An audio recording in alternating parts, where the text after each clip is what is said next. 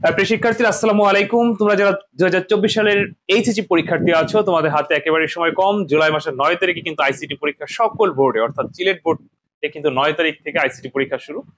তো যাই হোক, আমি এখন তোমাদের চমৎকার কিছু জিনিস শেখাবো। তোমরা মনোযোগ সহকারে ক্লাসটি করবে, কারণ এখানে অনেক কিছু শিখতে পারবে।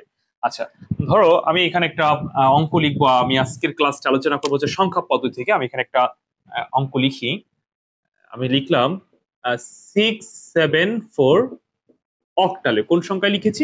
অক্টালে লিখেছি। আমি এটাকে বললাম যে তুমি এটা 5 ভিত্তিক সংখ্যা পদ্ধতিতে কনভার্ট করো। ইদানিং আমরা দেখতে পাচ্ছি যে এই ধরনের প্রশ্ন বেশি আসতেছে। যে তোমরা সাধারণত জানো যে বেজের উপর ভিত্তি করে সংখ্যা পদ্ধতি 4 প্রকার। সংখ্যা পদ্ধতি 2 ভাগে ভাগ করা যায়, পজিশনাল এবং নন পজিশনাল। তো পজিশনাল সংখ্যা পদ্ধতি আবার 4 প্রকার বেজের উপর ভিত্তি করে: দশমিক, বাইনারি, অক্টাল, হেক্সাডেসিমেল। কিন্তু এর বাইরে গিয়ে বর্তমানে দেখি যে বিভিন্ন বোর্ড বা কলেজ প্রশ্ন করতেছে। তো যখন এইভাবে প্রশ্ন আসে তখন অনেক শিক্ষার্থী কিন্তু গুলিয়ে ফেলে।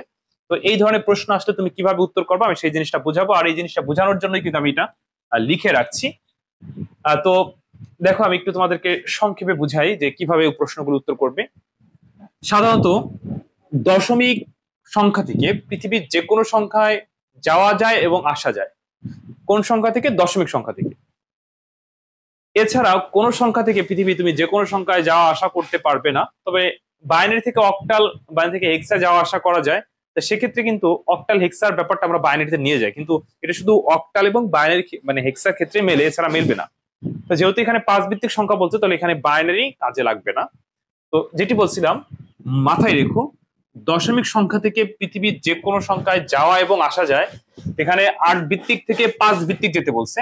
তো আমাদের দশমিক সংখ্যার বেজ হচ্ছে 10 ভিত্তিক। তো এই 8 ভিত্তিক থেকে 5 ভিত্তিক কখনোই সরাসরি যাওয়া যায় না, আসা যায় না। অর্থাৎ 5 থেকে 8-এ যাওয়া যায় না, 8 থেকে 5-এ যাওয়া যায় না। তাহলে এই অঙ্কটা তুমি করবা কিভাবে? এই জায়গায় এই দশমিকটাকে তুমি মিডিয়া হিসেবে ব্যবহার করবে। অর্থাৎ এই 8 ভিত্তিক সংখ্যাটিকে তুমি দশমিকে নিবা, দশমিকের এইটাকে 5 ভিত্তিকে নিলে অ্যান্সার পেয়ে যাও। আমি দেখাচ্ছি, তবে তার আগে বুঝাই। দশমিক থেকে যে কোনো সংখ্যায় যাওয়ার সূত্র হচ্ছে ওই সংখ্যার বেজ দিয়ে ভাগ। আবার যে কোনো সংখ্যা থেকে দশমিকে যাওয়ার সূত্র হচ্ছে ওই সংখ্যার বেজের উপর পাওয়ার ধরে গুণ। এখানে অক্টালে আছে বলছে, আমরা ধরো সরাসরি 5 ভিত্তিকে যেতে পারছি না। তো সেক্ষেত্রে আমরা দশমিকে যাবো। তাহলে কি করতে হবে? বেজের উপর পাওয়ার ধরে গুণ। তাহলে 6 গুণ 8, 7 গুণ 8 যোগ 4 গুণ 8, বেজের উপরে পাওয়ার। দেখছো? এবার এইটাকে ক্যালকুলেশন করলে আমরা এই দশমিকের মানটা পেয়ে যাব, অর্থাৎ এই দশমিক সংখ্যাটা পাবো।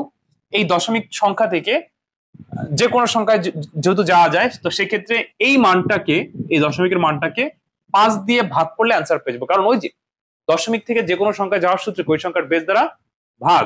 আচ্ছা, এবার আমরা এটাকে ক্যালকুলেশন যদি করি, তার মানে আশা করি তোমরা বুঝতে পারছো। এবার ধরো 8 ভিত্তিক না বলে, মানে এখানে 5 ভিত্তিক না বলে যদি 6 ভিত্তিকও বলতো, তাও কিন্তু তোমরা পারতে। নিয়ম কিন্তু একটাই, যে সংখ্যায় থাকুক না কেন সেই সংখ্যা থেকে প্রথমে যেতে হবে দশমিকে।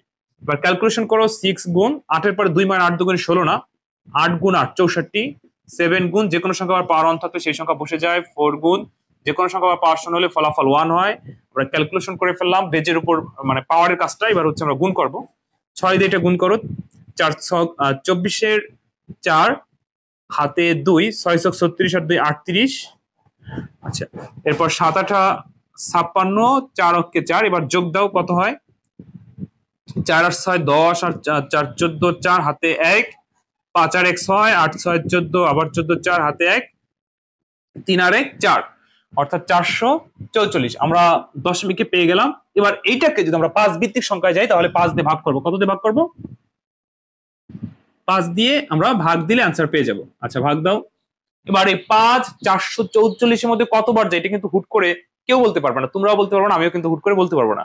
তাহলে এক্ষেত্রে তুমি ক্যালকুলেটর ব্যবহার করতে পারো। আবার অনেক সময় দেখা যাচ্ছে যে পরীক্ষার সময় আমরা ক্যালকুলেটর নিতে পারি না, নট অ্যালাউ থাকে। তো সেক্ষেত্রে ডিভাইস যদি নেওয়া না যায়, তাহলে সেক্ষেত্রে তুমি হাত দিয়ে করতে পারো। হাত দিয়ে কিন্তু অনেক সহজ, যত বড় আসো হাত দিয়ে কিন্তু সহজ। আমি একটু কৌশলটা বুঝাই দিচ্ছি, দেখো। একবারে চিন্তা করবা না, তুমি সংক্ষেপে চিন্তা করো যে 5 এই 4-এর মধ্যে যায় কিনা। যায় না। পরের সংখ্যাটা আনতে 44 যায় কয়বার? অবশ্যই যায় 8 বার। 8 5 8 40, নিছিলাম 44-এর ভিতরে, আবার 4, মানে নিছিলাম 44-এর মধ্যে 5 কতবার যায়? 8 বার। তাহলে 5 8 40, 44 থেকে 40 বাদ দিলে থাকে 4, পরের সংখ্যার আগে 4 বসাইলে আবার হইলো 44। তাহলে 44-এর মধ্যে আবার যায় কয়বার? 8 বার। 5 8 40, নিছিলাম 44-এর মধ্যে, এবার আর কিছু নাই, তাহলে ভাগ শেষ হচ্ছে 4, আবার ভাগ। এখন তো ছোট হয়ে গেছে, এখন তো তুমি পারবে। তারপর তুমি সংক্ষেপ করে করে ফেলো। 5 8-এর মধ্যে যায়, অবশ্যই যায়। কয়বার যায়? একবার যায়। 5 × 5 নিচে 8-এর মধ্যে, তাহলে ভাগশেষ কত? ভাগশেষ হচ্ছে 3। পরবর্তী সংখ্যার আগে মনে মনে 3 বসাইলে কত হয়? 38 হয়। 38-এর মধ্যে 5 যায় কয়বার? 7 বার যায়। 5 7 35, নিছিলাম 38-এর মধ্যে, তাহলে ভাগশেষ হচ্ছে 3। এখন তো আরো ছোট হয়ে গেল, ভাগ 5। 17-এর মধ্যে 5 যায় কয়বার? 17-এর মধ্যে 5 যায় 3 বার। 5 15 আছে 17, তাহলে ভাগশেষ হচ্ছে 2। আবার ভাগ 5 এই 3-এর মধ্যে যায় কিনা? না, বড় সংখ্যা কখনোই ছোট সংখ্যার মধ্যে যায় না। এমন পরিস্থিতি হলে ভাগফল শূন্য হয়, এখানে যা থাকে তাই হচ্ছে ভাগশেষ। নিচ থেকে উপরে লিখলে আমরা অ্যান্সার পেয়ে গেলাম। অ্যান্সার হচ্ছে 3 2 3 4। দেখছো, তাহলে 8 ভিত্তিক সংখ্যা থেকে আমরা 5 ভিত্তিক সংখ্যায় কনভার্ট করে ফেললাম। কিভাবে করলাম? মিডিয়া হিসাবে ব্যবহার করলাম দশমিকে। প্রথমে আমরা দশমিক আসছি, তারপর সেই দশমিক সংখ্যাটিকে 5 ভিত্তিক সংখ্যায় নিছি। তো আশা করি প্রিয় শিক্ষার্থী কিন্তু তোমরা বুঝতে পারছো। এইভাবে কিন্তু তোমাদের পরীক্ষা আসে। অনেক শিক্ষার্থী আছে যে ভিন্ন সংখ্যা পদ্ধতি আসলে গুলিয়ে ফেলে। গুলিয়ে ফেলার কিছু নাই, ভয়ের কিছু নাই, জাস্ট ঠান্ডা মাথায় এই কৌশলটা, মানে এই কথাটা মনে রেখো যে একমাত্র দশমিক থেকে পৃথিবীর যে কোনো সংখ্যায় যাওয়া এবং আসা যায়। তো ভিন্ন ভিন্ন সংখ্যা পদ্ধতি আসলে তখন মিডিয়া হিসেবে দশমিক তুমি ব্যবহার করবে। ওকে, আশা করি বুঝতে পারছো। আর তোমরা যারা পরীক্ষার্থী আছো, তোমাদের জন্য দোয়া রইলো। তোমরা আমার জন্য দোয়া করবে। আর ইনশাল্লাহ আমি 9 তারিখ পর্যন্ত যারা 24 সালে পরীক্ষার্থী আছো তাদেরকে সাপোর্ট দিব। আর বাকি যারা আছো 25 বা 26 সালে পরীক্ষার্থী, তোমাদের জন্য আমি নতুন কোর্স চালু করেছি। এটা একদম বোর্ড পরীক্ষা পর্যন্ত চলবে। তো যদি কেউ ভর্তি হতে চাও, ইনশাল্লাহ তার আইসিটি নিয়ে ভাবা লাগবে না, তার আইসিটি ভালো করানোর দায়িত্ব আমার। তো বিস্তারিত জানতে আমার এই নতুন হোয়াটসঅ্যাপ নম্বরে SMS দিও। ওকে, ভালো থেকো।